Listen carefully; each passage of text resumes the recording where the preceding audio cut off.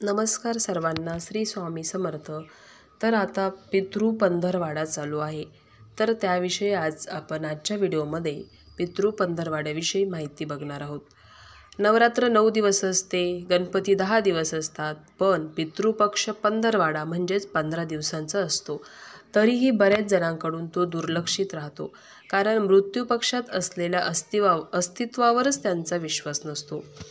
पृथ्वीच्या दक्षिणेला पितर लोक असतो व त्यांची देवता अर्यमा असते।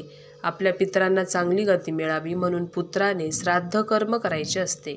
पुत्र या शब्दाचा अर्थच पू नावाच्या नरकापासून तारतो तो पुत्र। देह सोडल्यानंतरचा जीवाचा प्रवास सुखकर व्हावा, त्याला नरकात जावे लागू नये म्हणून पितरांच्या तिथीला सर्व पितरी अमावस्येला अपराह्नाह काळी म्हणजेच दुपारी 12 वाजता तज्ज्ञ ब्राह्मण जो श्राद्धविधी करतात तो अत्यंत शास्त्रोक्त असतो। या विधीकडे दुर्लक्ष करू नये।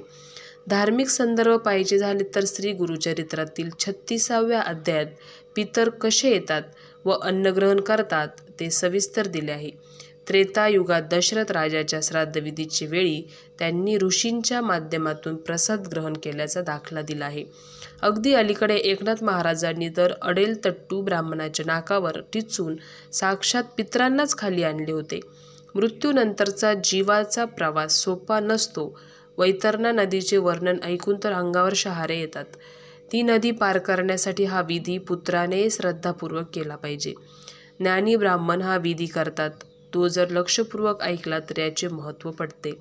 भाद्रपद कृ 1 पासून सुरू होणारा पितृ पंधरवाडा हा पितरांच्या सेवेसाठी फार महत्त्वाचा असतो। भाद्रपद अमावस्येपर्यंत पितर हे पितृलोकातून अर्यमा देवतेच्या आज्ञेने पृथ्वी तलावर आलेले असतात व त्यांच्या पुत्राने म्हणजेच मुलाने त्यांच्या मृत्यूतिथीला त्यांना आवाहन करून पिंडदान करायचे असते। जर नाही केले तर पितृदोष नव्हे तर त्यांची नाराजी घरामध्ये अडचणी आणते। म्हणून आपली कुलदेवता आणि आपले पितर यांना कधीही विसरू नये। जातक समस्या घेऊन येतो तेव्हा ज्योतिषाने या 2 गोष्टी नीट होत आहेत का याकडे आवर्जून लक्ष दिले पाहिजे।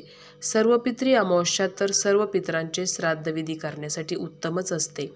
एक वेळ मृत्यूतिथीला नुसता शिधा किंवा चटावरचे श्राद्ध चालेल, पण सर्व पितरिका यथासांग विधी गुरुजींच्या मार्फतच करावेत।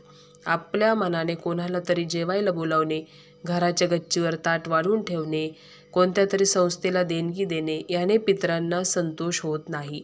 वैदिक मंत्रांनी आवाहन करून सन्मानाने त्यांना आमंत्रित करावे लागते, तरच ते पिंडग्रहण करतील। ज्ञानी ब्रह्मवृंदच ते शास्त्रोक्त कर्म करू शकतात। पितृ पंधरवाड्याचा फार बाऊ करू नये। मंत्रिमंडळाचा विस्तार पुढे ढकलणे, खरेदी लांबणीवर टाकणे, व्यवसायांचे करार न करणे, विवाहाची बोलणी सुद्धा न करणे, शुभ गोष्टींसाठी वर्ज्य समजणे अशी ही जी अंधश्रद्धा आहे, सारासार वियोग करावा ही अंधश्रद्धा नाही। नाहीतर अन्न, पाणी आणि श्वास देखील आपल्याला वर्ज्य करावा लागेल।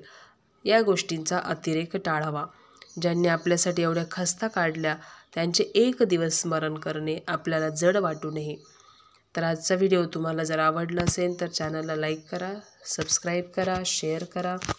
व्हिडिओ पूर्ण बघितल्याबद्दल तुम्हा सर्वांचे मनापासून धन्यवाद।